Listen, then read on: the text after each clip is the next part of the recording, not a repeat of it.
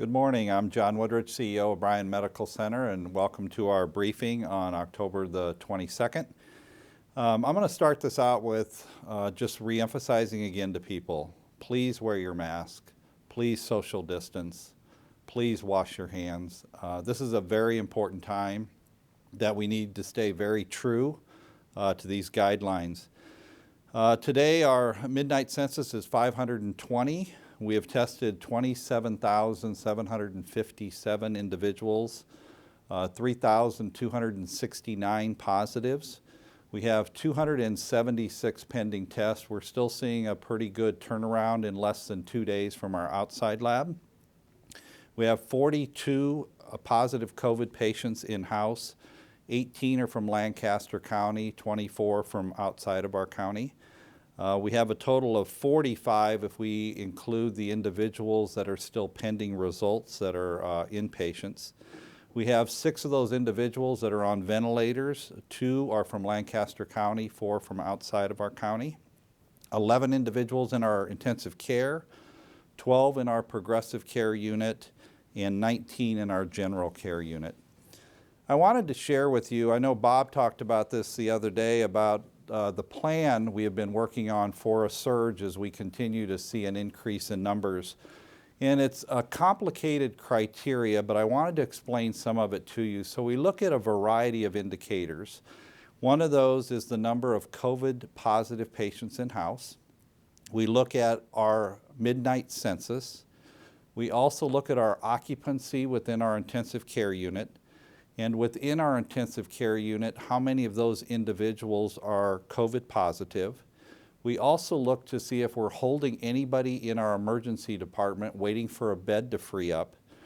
And we also identify if any of those people waiting for a bed in the ER are an ICU patient.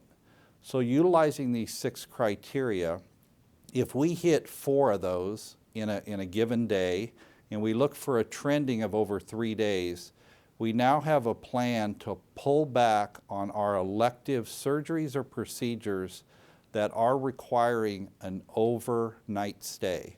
So any elective procedure that does not require an overnight stay, that doesn't have a bearing on patient beds because those people generally would come to that procedural area or to the OR, have that procedure done, and then get discharged oftentimes right out of the recovery unit or in an area where they are recovering but not an inpatient bed. So we have ranges for all of those criteria that as it continues to go up, the number or the percentage of those elective surgeries that we dial down continues to move as we see more patients in those certain categories. So I did want to share that with you, but also wanted you to know that this is complicated from the aspect of just the general volumes that we deal with, even pre-COVID. So we're going to share a couple of slides with you that I think will help represent. This is the daily census that we've had at midnight throughout this year. So as you look at this, you'll see that in January and February, being in that 500 range is pretty common. And then when COVID hit in March and then in April when we had the directive health measure on elective surgeries, you saw how it decreased, and now it's been ramping up again. So even with having 40-some positive COVID patients in-house, we're only a little bit ahead of where we typically land on just a daily census. But that census moves quite a bit throughout a day and on certain days of the week. So I'm going to show you a second slide, pretty complicated from the aspect of, if you look at the first 3 boxes, that is the patient census within that day of the week at a 8 a.m., a 4 p.m., and a 7 p.m. And you could see how volumes ramp up throughout the week, then going into the weekend start to come down. So there is a fluctuation of patients by more than 50 in certain given days. So that's why as we manage through this, we just don't look at one individual point in time. We look for trending, and then we make adjustments according to that. The next slide I wanted to share with you, really what we did on this was to show you the different days of the week, how the census changes.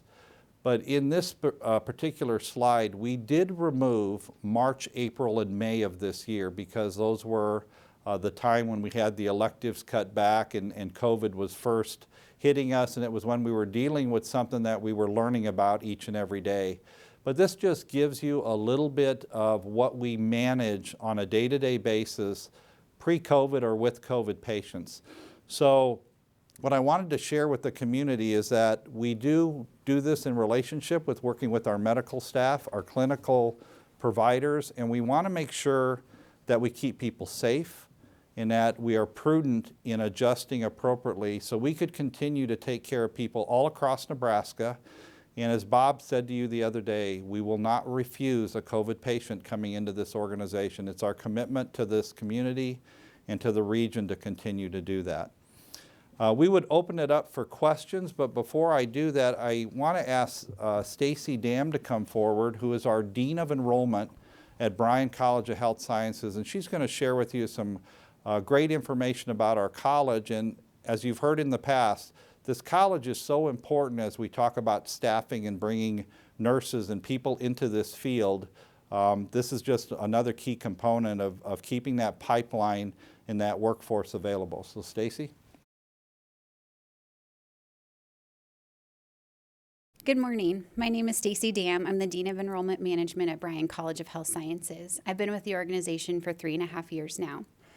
I'm here to encourage any of you who have been thinking about a career in healthcare to take that next step.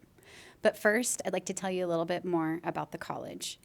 Bryan College of Health Sciences serves over 800 students in phlebotomy and also nurse aid training, undergraduate programs, and graduate programs such as our Master of Science in Nursing, Education Doctorate, and Doctor of Nurse Anesthesia practice. We have served over 6,000 alumni in our nearly 100-year history, many of whom have stayed locally to support our workforce efforts. Bryan College of Health Sciences also offers a sonography program that's ranked top 15 in the country.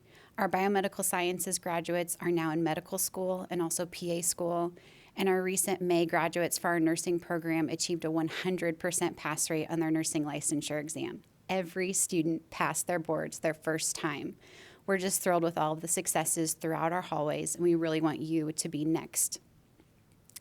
You may have already heard about the nursing shortage that is affecting our country and around the state. The Bureau of Labor Statistics estimates that there will be nearly 180,000 openings through 2029. That's not going to be going away anytime soon. The Nebraska Center for Nursing locally is also projecting a 20% shortfall here in our state. This isn't a short-term need in light of COVID, but it's an opportunity for you to take care of your family and also give back to your community. So we currently have an application deadline for January and August 2021 starts. For those of you thinking about starting in January, and also for our high school seniors, your deadline is actually this Sunday, but don't worry, we're happy to work with you to get that application complete. So please go and apply now at bryanhealthcollege.edu. Thank you.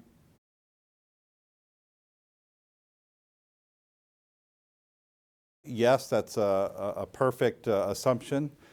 Typically, those are the months that we'd see the regular flu, and that's why we're continuing to ask people to please respect those directives in relationship to wearing your mask and the social distancing, avoiding the large crowds.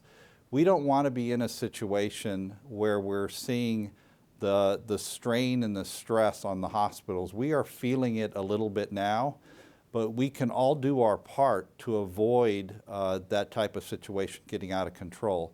That's why we have the system in place to dial back some of these elective surgeries. I think the most difficult thing to explain is what is an elective surgery. And it is something that we could postpone for a period of time, but there will come a time where it becomes harm to the patient, and we don't want to have that occur. So you could only delay those so long. So if we all rally around what we know will work, I think we can make an impact on not seeing this get out of control in the months ahead.